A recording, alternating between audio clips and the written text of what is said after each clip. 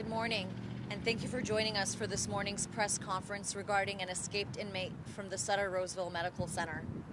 We kindly ask that you please hold all questions until the end of the conference, and just for the interest of time regarding the urgency of the situation, we kindly ask that reporters be limited to 2 questions. I can also be available for one-on-one questions at the end of this press conference if need be.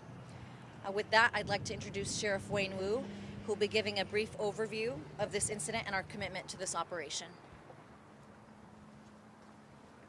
Thank you, Angela. Well, good morning, everybody. Thank you for being here today. My name is Wayne Wu, and I'm the Placer County Sheriff.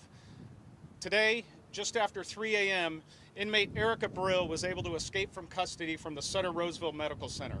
Abril is the suspect in the April 6th shooting here in the city of Roseville that occurred at the Mahaney Park.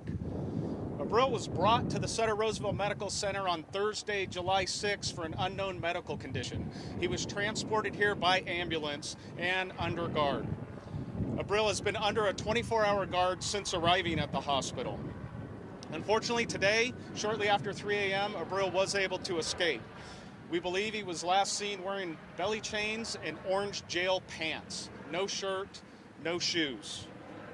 There was a brief foot pursuit with a deputy who was on scene. Unfortunately, Abril was still able to escape. I know there's a lot of questions surrounding this case, specifically surrounding the circumstances regarding the escape. Quite frankly, I have a lot of questions as well.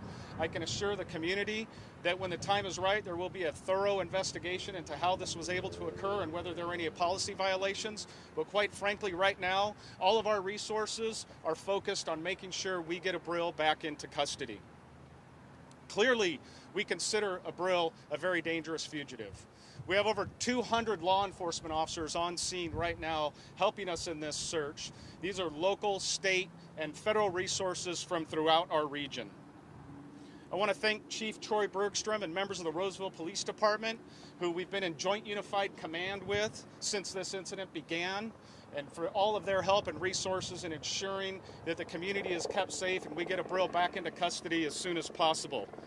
We're asking for the public's help to please remain diligent and notify us if you see anything suspicious, and know that we will not stop until Abril is back in custody, and we will utilize every resource at our disposal until that happens. With that, I'm going to turn it over to Lieutenant Ty Connors, and he will discuss a little bit about today's operational plan. Thank you. Thank you, Sheriff. Lieutenant Ty Connors with the Placer County Sheriff's Office. Again, right now in our first operational period when it comes to under Unified Command. Under Unified Command, we have Placer County Sheriff's Office and Roseville as the incident commanders. Part of our goal is to effectively use all the mutual aid resources that are coming in. As the Sheriff stated, we have over 200 officers out in the field actively searching for Abril. During this time, we are setting up our plans when it comes up to search patterns, search areas, perimeters, and we're really going to focus all our details as far as information coming in from the public as well. I do really highly stress with the public into notifying if you have any information for us to use. Please call our Placer County tip line. Our tip line number is 916-409-1257. Again, we want to make sure that letting the public know to be diligent and notify us if they have any information. Again, but overall, with all the agencies that are involved, our key focus is the apprehension of Mr. Abril. Thank you. Does anyone have any questions? When you said 24-hour surveillance at the hospital, what does that mean exactly? Like, how many guards are there guards, or is he chained? What does that exactly mean, 24-hour surveillance at the hospital? Since he is in custody, that he has a deputy assigned to that inmate 24 hours. And so is he normally shackled, handcuffs? What would that look like? And as part of the investigation and our internal investigation, we want to ensure that all policies and procedures that were followed. But when the sheriff mentioned belly chains, like, do you mean like had shackles on, or what is that? And again, under the investigation, we'll find out, make sure that all the information as far as with the belly chains and everything else were followed out. But again, our key focus again is trying to get the investigation and trying to apprehend him. Had any help from the outside with the escape? Again, that'd be part of that investigation. Again, we're really early into this, and so we have a lot of information that we're trying to process.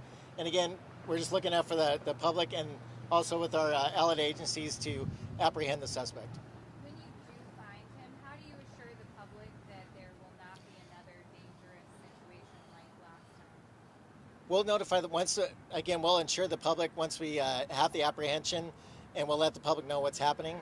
Again, we do all that we can to keep the public safe. When you So again, that's part of the under the investigation. when you said that there was a minor foot pursuit, do you know which direction that he went towards?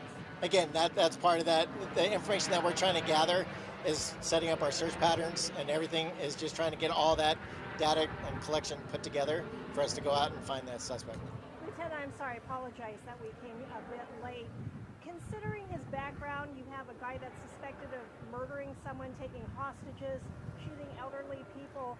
Was there more than one guard that was assigned to him inside the hospital for whatever procedure he was having done? So again, that's part of that under investigation part. We'll let everyone know once we're done, and let everyone know what's happening with our current investigation. Generically speaking, if you have a murder suspect in custody and he's being seen for any kind of medical treatment, generically, how many deputies would be assigned to that person? So again, it's a case-by-case basis, but right now I'm not going to comment on that right now. And can I assume that they're shackled up? You said belly, so they have... So again, what I want to do is really push out to the public, reach out to us, get us the information that we have. We'll provide as much information as we possibly can. I guess what I want to know is, how was he able to escape? That's under the investigation right now. We'll let them know later on. Thank you.